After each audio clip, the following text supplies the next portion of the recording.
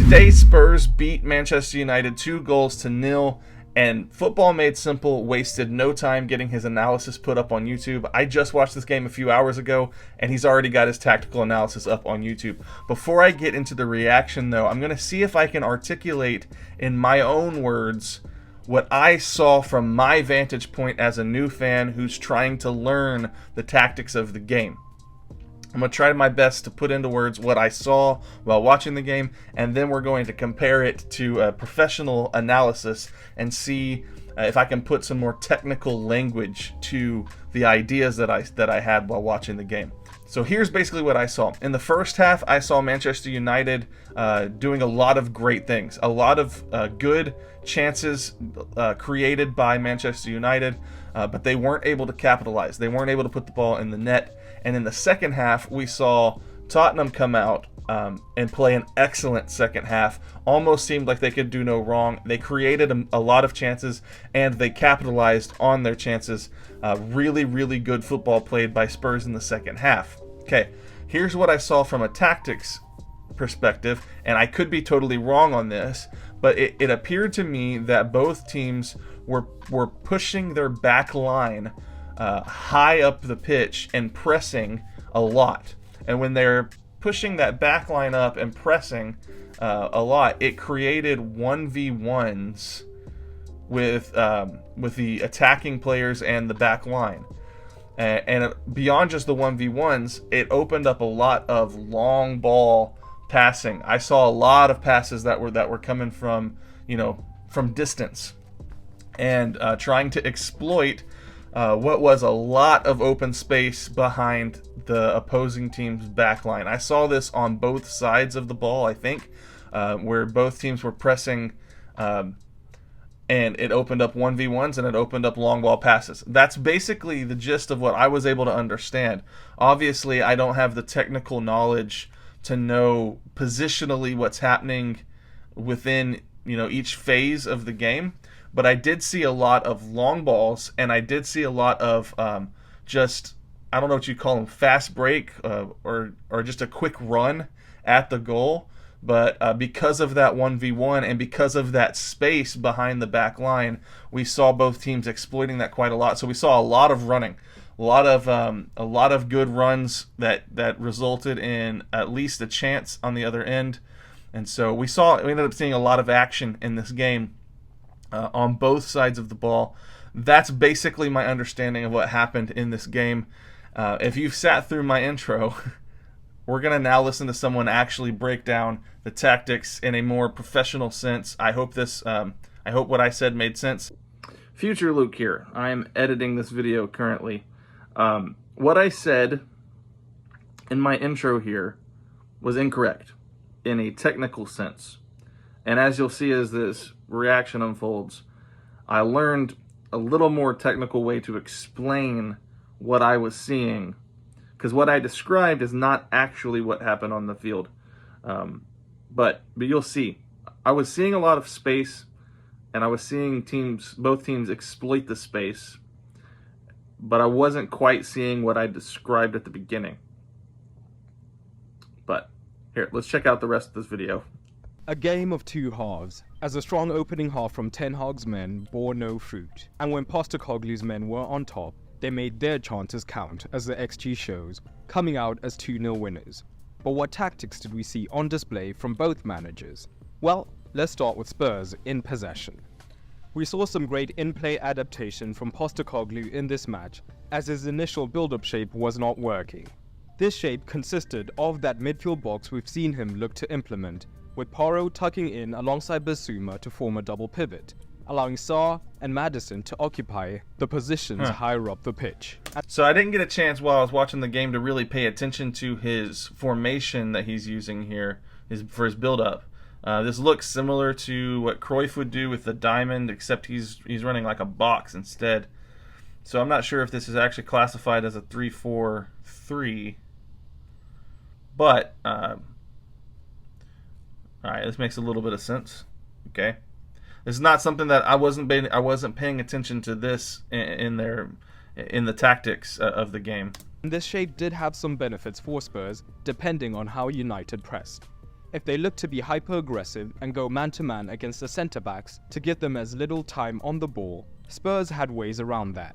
What we would often see is Rashford being joined by Garnacho high up in the press, and Fernandes would be picking up Basuma, who would be the deeper of the two men looking to get the first pass, whilst Casemiro was more man-oriented on Madison.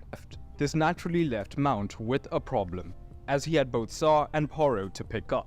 So what we began to see is that when Mount was looking to pick up Porro higher up the pitch, Sarr would be able to drop into this right-back position and receive that first pass. Yeah, okay, so this is what I was talking about. Not exactly what I was talking about, because it looks like United's back line is still playing pretty far back here at this point. But because we have these 1v1 scenarios with the center backs, it opens up space for a long ball pass, because look at all of that space that's available right there. And so it's a game of exploiting open space because you have 1v1s due to the pressing. And so this is something that I learned. I just filmed a reaction to why the long ball is being played more this year. And it has to do with the fact that teams are more willing to press than they maybe used to be. And so because of the press, it opens up spaces on the field, pockets of space for teams to exploit. And so this is not exactly what I was pointing to in my opening here of this video. I was really expecting the back line to be pushed further. We'll see if they actually did that later on in this video. I'm interested to see his analysis, and maybe I was wrong, but I felt like I saw those back lines pressing pretty high up the pitch to alleviate the pressure. And now suddenly Shaw was also potentially faced with a 2 versus 1 down this side. And if he looked to press, United's backline was now being dragged across the pitch in order to cover, allowing Spurs to look to outnumber them. And we saw an early chance come about in this manner. Yeah, I remember this play. Or this phase, I don't know what you would call that.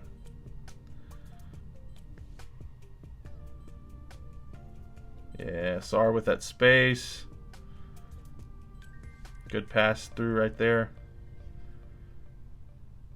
But if Mount chose to sit deeper on Sarr, there was a similar problem, as now Fernandes would potentially be 2 versus 1 down.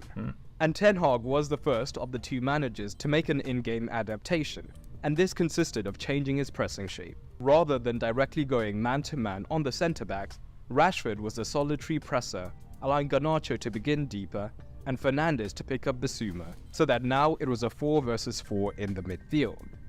But United could still look to be aggressive in the press, as Rashford would pick up one man, and Fernandes, though he began deep on Basuma, could then look to press the secondary centre-back when they got onto the ball, crucially keeping Basuma in his cover shadow so that he still couldn't pick up the ball. And this was effective at times, with the centre-back struggling to play out. Oh, I remember this. Yeah, I remember watching this. I remember thinking one particular culprit in these situations. I remember watching that and remembering at one point they get the ball to the center back and he gets pressed too quickly, and it caused I can't source the footage, and I wonder if he'll bring it up, but I remember him getting pressed really quickly and not being able to do much with the ball and turning the ball over in his own half. And I remember thinking, wow, that press came in quick. Was Porro, who was struggling when he had to face his own goal and had pressure from behind him from Garnacho or Mount. This play. And we saw him getting caught in dangerous positions on more than one occasion due to this shape. Yeah, it's this play exactly. This is the one I was thinking of. In addition, and he turned the ball this over shape left Spurs looking extremely vulnerable on the transition down the left-hand side. And this was because whenever they lost the ball, Garnacho was quick to pull out as wide as he could, lots of space, especially with Porro still being inverted.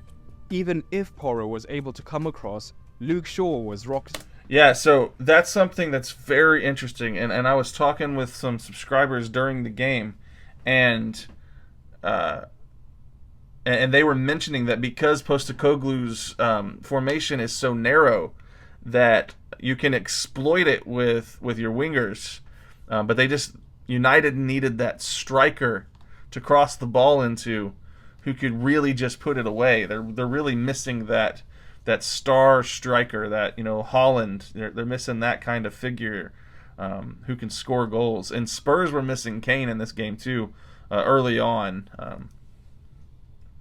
Forward, looking to overlap outside of them from deep, as they look to take advantage of Kulusevski often being quite slow to track back in scenarios like this, and United got into dangerous positions on more than one occasion. But the performance of James Madison must be commended, as he became more and more important as the game went on, where previously he would stay high up the pitch, occasionally pulling wide left. In the deep build-up, he now began to drop deeper and deeper, drawing Casemiro with him in these scenarios, especially as Porro began to start slightly wider in the initial build-up shape, as he was struggling in the central zones, with Garnacho picking him up. So one of the problems with Casemiro being drawn this high was that it left plenty of room between the lines that Spurs could potentially look to exploit. And both Richarlison and Son, when he was the centre forward, did not tend to stay exclusively high up the pitch, and could look to drop into these regions to try and receive a penetrating pass. But Kulusevski, though he started... Okay, so maybe it's not that United played their back line high up the pitch. Maybe it's that what I was noticing was this open space between the midfield and that back line, because of what he's explaining here. Because I remember seeing a lot of space in that, you know, in that second half of the pitch, and I think that this is probably what I was seeing. Not necessarily the back line is pressed up high, but the formation is pressed up real tight on that one side of the pitch. Initially extremely wide, was also happy to then make the run from out to in to pick up the ball between the lines in these scenarios, and suddenly, even if Casemiro was coming across, he was 2 versus 1 down, and Madison could then potentially be found between the lines. But even without the 1-2s, Madison did something that not many players are able to do, and that's consistently get the best of Casemiro in 1v1 situations, as he was often able to create separation between him and Casemiro, and then drive past him and higher up the pitch. And the effect was the same. This is exactly what I was talking about, though, with what I was talking about, the long runs. Because of the one-on-ones, we got to see the 1v1 be exploited, and they would make a long, quick run up the pitch, and then you had numbers. Lines had now been effectively broken, and Spurs were running at the defense, and this led to danger time and again. Yep. That wasn't the end of Spurs' options in these scenarios, though, as where we saw Porro being the controlling inverter in these deeper regions, Udogie was more of the attacking inverter higher up the pitch. So again, there was potential for getting more men between the lines. And if you want to know more about the types of inverted fullbacks, check out this video on the channel. And moving higher up the pitch, let's look at Udogie's role a little bit closer, because even high up the pitch we saw him take up these positions, and Antony was fairly disciplined in this match in looking to follow his man deeper, even into these central zones. But what that now did was open up a direct path for Son to receive that first pass, and Wan-Bissaka was looking to be touched tight on him. But with Udogie pushing higher up the pitch, it often left Antony defending in these unfamiliar positions. And though he did a good job for the most part, there was always the potential for Udogie's runs to be found in behind, as well as midfielders looking to join in when they were making the overload down that left-hand side.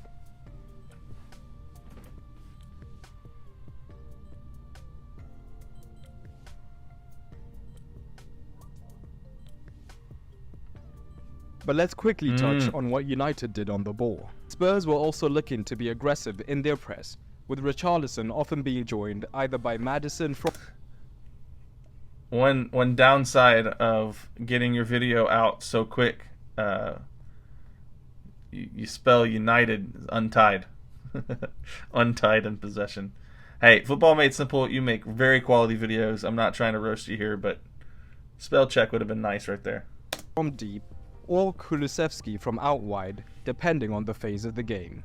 As we've seen with United's build-up shape in these scenarios, Martinez tends to start wide, whilst Wan-Bissaka is the option on the right-hand side, with Varane beginning centrally initially, and once the ball is active, and they have drawn in the presses, Varane tends to move into defensive midfield. This not only gives them the advantage of potentially now having a 4 versus 3 in the midfield due to Varane, but now, by initially drawing in the presser, Onana, with his excellent passing, could fire the ball into Varane, who would then find Martinez, who would have the space to push higher up the pitch, or find Shaw.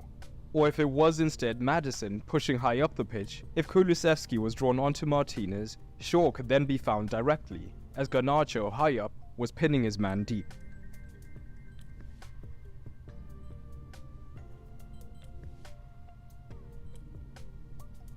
This was not a luxury afforded when United were forced to play out down the right-hand side to Wan-Bissaka, as he was the fullback and was the deepest man, unlike the Shaw and Martinez relationship down the left. So what this would mean is that when Son pressed him and Antony looked to be the option, Udogie could press him in these 1 versus 1 scenarios, and progress was much slower down this side for United. But with both Shaw and Wan-Bissaka operating as more traditional fullbacks at times, giving men the scope to tuck in, especially when Sancho was on for Garnacho, United could have success when Rashford looked to drop deep to receive the ball, as we often saw him do, drawing Van der Feen in this phase. Rashford could then directly get past him to attack the space that was created, or we often saw the Spurs back 4 being dragged across, leading to potential space for Garnacho, and the highly attacking Shaw on the left-hand look to overlap. But it was to no avail. This was an important early win for Postecoglou, and may give Spurs the confidence they need going forward. The football was free-flowing at times and caused United problems, but as we look at the tactical scores, it's important to remember this match was close and would have had a different narrative if United had finished their first half chances.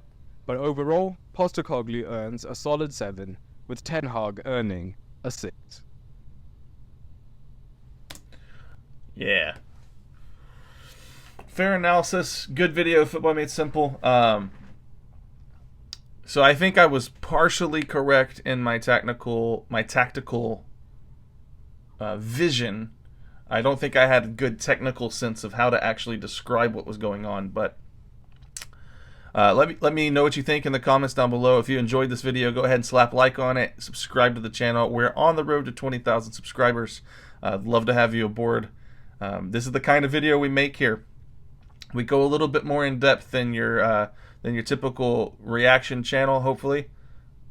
I don't mean to call out other reactors, but we like to dig deep. We're not just on this platform just for views. We're actually trying to learn the sport. So if you appreciate that, go ahead and subscribe and leave me a comment down below. Let me know what to do next. And I'll see you guys in the next video.